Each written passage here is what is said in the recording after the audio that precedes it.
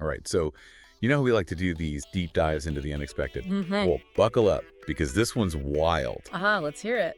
It all started with this recipe I found Yeah. for habanero cheesecake. Oh, Yeah, habanero cheesecake. I know. I know it sounds crazy. Yeah, it kind of does. Sweet and spicy, sure, but... Right, like cheesecake. That's Let's- all about like creamy, rich Yeah. sweetness, right? Exactly. But then you throw in habanero and it's like, whoa, what's going to happen here?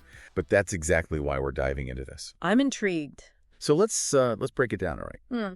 The recipe itself, it starts pretty normal. You've got your graham cracker crust, you know, the classic. The foundation? Exactly, the foundation. Yeah. Then comes the cheesecake batter, cream cheese, sugar, eggs, the usual suspects. Mm-hmm. But then, boom, A habanero. 2 tablespoons of habanero sauce.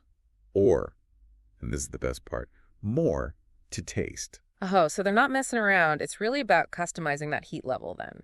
Exactly. And that got me thinking, like, everyone's got their own spice tolerance, right? Yeah, absolutely.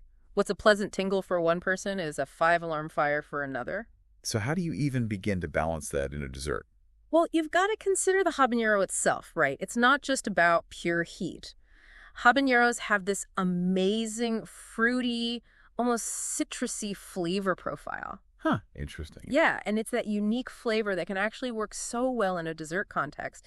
It adds a complexity, a depth that you just don't get with sweetness alone. Right, like a flavor layering thing. Exactly. Yeah. Think about other spicy desserts from different cultures. You've got Mexican chocolate with chili, ginger, and Asian sweets. Oh yeah, those ginger chews. See, it's all about contrasting elements, playing with those sweet, spicy, and sometimes even savory notes to create something truly unique. So we've got this habanero-infused batter.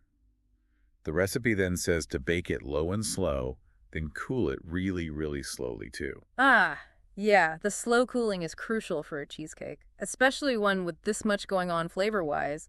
You want that texture to be perfect. Because nobody wants a cracked cheesecake. Right, and that slow cooling prevents it. It allows the cheesecake to settle, resulting in that smooth, creamy texture that's just, oh, so satisfying. And the recipe description really leans into that sensory experience, you know. Right. It talks about a light spice kick where the sweetness balances the fiery habanero and the creamy texture shines through. I like that. It paints a picture. It does. It's like they know this is more than just a dessert. It's a whole experience. It's about that dance on your palate, right? The initial sweetness, then that subtle heat that builds, and finally that creamy texture that brings it all together. So we've talked about the recipe, the science of heat and flavor, even touched on cultural influences. What's the big takeaway for you here? I think it's about challenging our assumptions, being open to the unexpected. Like, who would have thought habanero and cheesecake could work so well together? Exactly.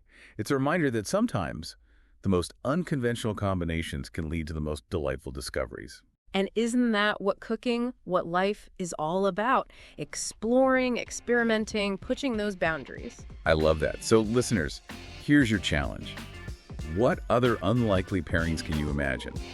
What flavor combinations are just waiting to be discovered? Go out there, experiment, and maybe, just maybe, you'll create the next culinary sensation. Haha, happy baking, everyone. Happy baking!